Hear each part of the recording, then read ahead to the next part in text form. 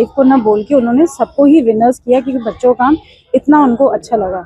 जो हमारी सेकंड प्रतियोगिता थी जो कोलाज मेकिंग थी, जिस उनको बनाना था कि इंडियन इकोनॉमी। आपका पुराना सोना भारत की नई ताकत। इस साल तनिष्क लेकर आया है एक अनोखी पहल, तनिष्क गोल्ड एक्सचेंज, जहां आप अपने पुराने सोने को नए गहनों में बदल सकते हैं, वो भी बिना किसी डिडक्शन के। तनिष्क गोल्ड एक्सचेंज अब वैशाली नगर अजमेर में उपलब्ध है। पहली प्रतियोगिता थी फेस पेंटिंग, जहाँ पे बच्चों ने दूसरे के चेहरे पर फेस पे पेंट किया, जहाँ पे हम उनको दिखाना था कि हमारे भारत के अलग अलग रिलीजन्स फेस्टिवल क्या हैं। तो उसी में जो जज थे उनको उनका काम इतना अच्छा लगा कि जो 12 की 12 टीम थी उन सबको ही उन्होंने विनर्स को घोषित किया। तो ये उनकी अच्छी बात थी कि उन्होंने फर्स्ट 3 या फर्स्ट 5 को ना बोल के उन्होंने सबको ही विनर्स किया क्योंकि बच्चों का काम इतना उनको अच्छा लगा। जो हमारी सेकंड प्रतियोगिता थी जो कोलाज मेकिंग थी, जिस उनको बनाना था कि इंडियन इकोनॉमी।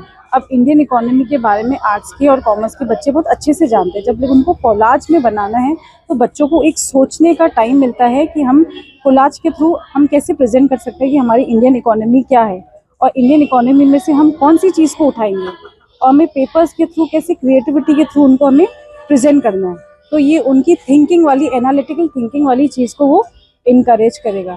और जो कि थर्ड है, जैसे कि मैम ने बताया, पावर पॉइंट प्रेजेंटेशन है जो हमारे इंडियन ट्रेडिशनल फूड पे है। तो हमारे जितने भी ट्रेडिशनल फूड है जो हर एक फेस्टिवल पे रखे जाते हैं, उनकी कोई ना कोई न्यूट्रिशनल वैल्यू होती है या हर एक सीज़न की एक वैल्यू होती है कि एक सीजनल फ्रूट होता है, सीजनल वेजिटेबल होता है, तो वो हमें उसी टाइम खाना चाहिए। और क्यों खाना चाहिए, उसका क्या बॉडी पे एडवांटेज आएगा। तो जब बच्चे बनाएंगे तो उसकी स्टडी करेंगे और हम उम्मीद करते हैं कि जब उनको चीज़ अट्रैक्ट लगेगी तो खुद के ऊपर वो इम्प्लीमेंट भी करेंगे। आज फेस पेंटिंग ऑर्गेनाइज हुई थी जिसका टॉपिक जो था वो इंडियन फेस्टिवल्स था, और दूसरा जो है वो कोलाज मेकिंग था जिसमें हमने Indian economy, fastest growing economy है, इसके बारे में बच्चों ने कोलाज बनाए। और थर्ड कंपटीशन जो अभी चल रहा है वो है पीपीटी मेकिंग, इसमें ट्रेडिशनल फूड और उसकी न्यूट्रिशनल वैल्यू के बारे में बता रहे हैं। तो क्या लगता है कि विद्यार्थियों को इससे क्या लाभ मिलेगा? इस तरह की जो प्रतियोगिताएं अलग अलग दिन पर हो रही है, अलग अलग विषयों को लेकर। हम सब जानते हैं कि आजकल का खान पान कैसा है। हमने ये जो टॉपिक रखा न्यूट्रिशनल वैल्यू वाला ट्रेडिशनल फूड, वो इसीलिए रखा ताकि बच्चों को पता चले कि वो क्या फूड है, उसमें क्या न्यूट्रिशनल वैल्यू होती है, क्या विटामिन, क्या मिनरल्स, क्या खाना चाहिए।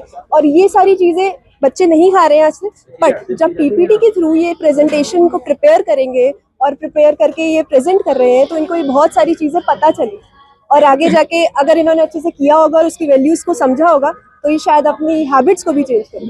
सम्राट पृथ्वीराज चौहान राज्य के महाविद्यालय अजमेर योजना मंच पर्व 2.0 का आयोजन किया गया। यह पर्व 24 नवंबर 2030 से प्रारंभ हुआ और ये 3 दिसंबर 2025 तक चलेगा। इस पर्व में 24 प्रतियोगिताओं का आयोजन किया गया। इसमें विद्यार्थी काफ़ी योजना विकास उत्साह में ले रहे हैं और ये इसमें मैं सुबह 10 से अधिक प्रतियोगिता में भाग ले चुका हूँ। और ये कार्यक्रम विद्यार्थियों के लिए विकास उत्साह का सर्वाणिक है।